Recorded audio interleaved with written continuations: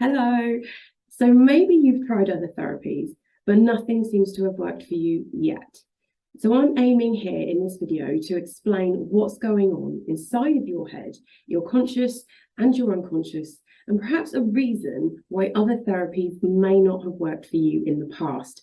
Now, this is a super simple psychology without all of the technical definition, and hopefully in a way that makes sense to a normal, regular person who hasn't got a psychology degree. I hope this explanation of hypnosis is good for you. So my name is Kirsty Leach and I'm from Boost Therapy. I'm a hypnotist, hypnotherapist based in the UK, but my work has enabled me to work with clients all around the globe. So let's begin by talking about you, your brain, and what the heck is going on. So your brain is split into two parts, okay? You've got your logical thinking part, which does your counting, language, etc. It's intellectual. And then you have this creative, emotional part. Now, this isn't exactly how it is in here, but we're going for simple, remember. The part where you imagine, where you figure things out, where you are creative and emotional. And if there is a conflict between the two, between the emotion and the intellect, the emotional part will always win, okay? It always will. Why does this matter? Because you've probably had a row with someone, then regretted it. You might have had someone cut you up while you're driving, and it's made you ridiculously mad, and you keep muttering about it to yourself for the rest of the day, and you're unable to let it go. This is your fight, flight, and freeze mechanism. Your flight is you run away. Your fight is you rear up, you're ready to go, ready to take things on, and you can get yourself in a right old state about things.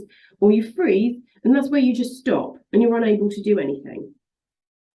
One of these three things will be the reason why you do things the way that you do them and how you are reacting, okay? If your creative part has been activated, you might recall a time when you thought someone had said something about you, but it's not really happened. Your creativity has taken over and created these things in your mind. It can fill a gap. Take a look at this picture, for instance. What do you see when you look at this picture? I'm betting that you can see a triangle and three circles.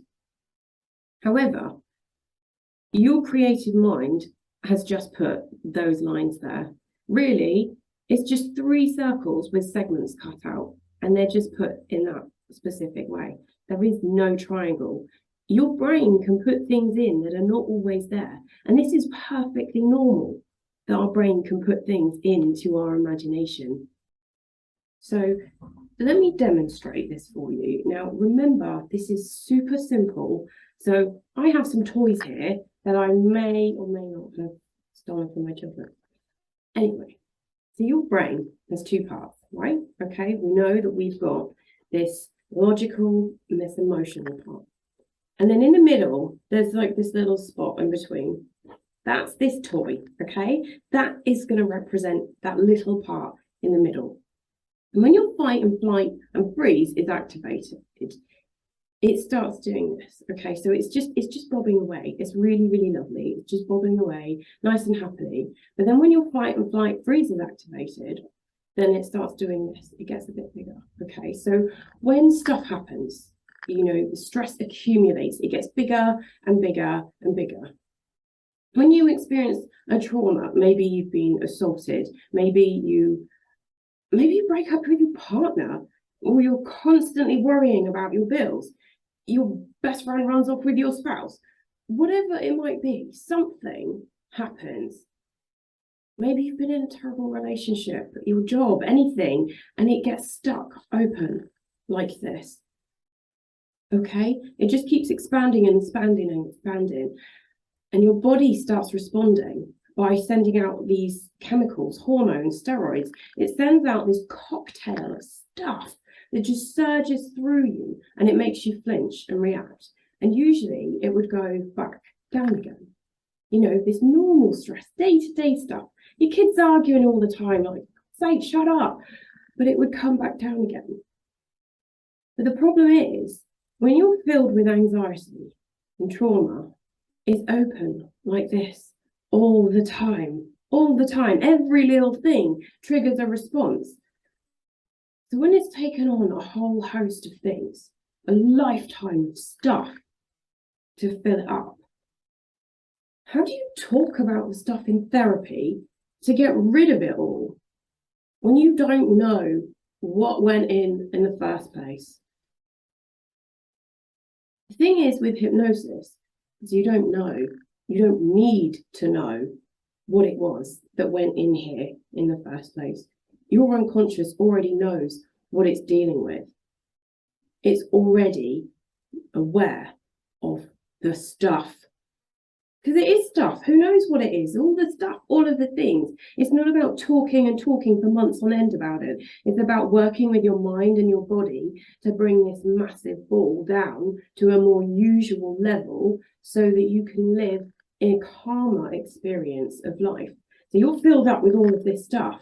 In hypnosis, we start pinching out, pulling out all of the bits, all of the stuff, so that it can start reducing down again, so it can start closing down again, and so that you can feel more and more comfortable. Because that's what we want. We want more life. We want to be comfortable. We want to just be experiencing those usual levels of stress and worry, anxiety, all of that stuff. Okay?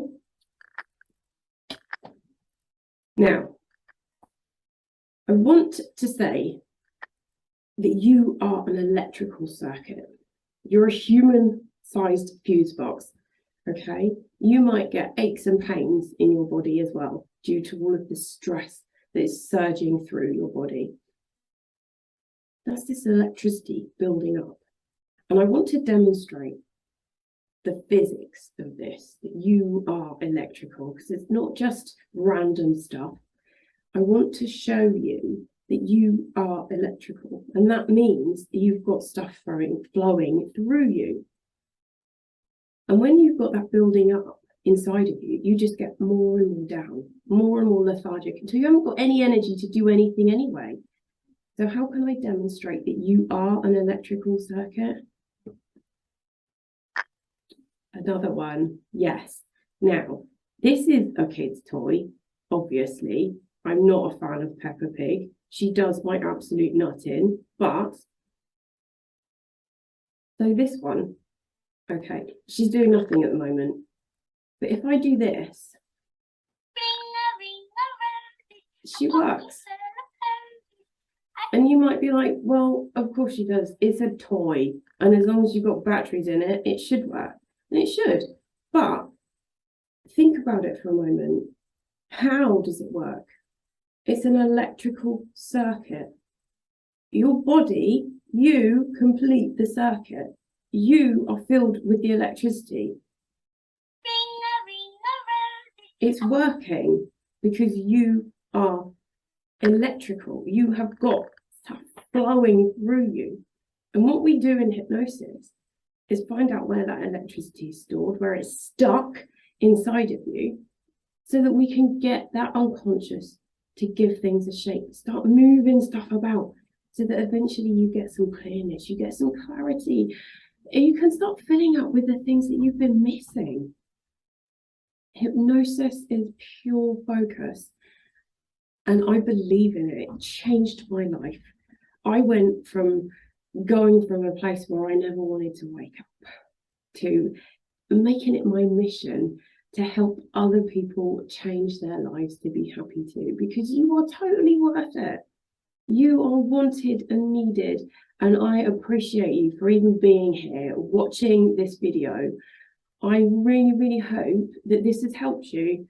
My name is Kirsty Leach. I'm from Boost Therapy, and if you want to talk with me, see how we can work together, check out the link below, subscribe to the channel, as I will be making more videos in a simple way to let go of the stuff that's taking over your life.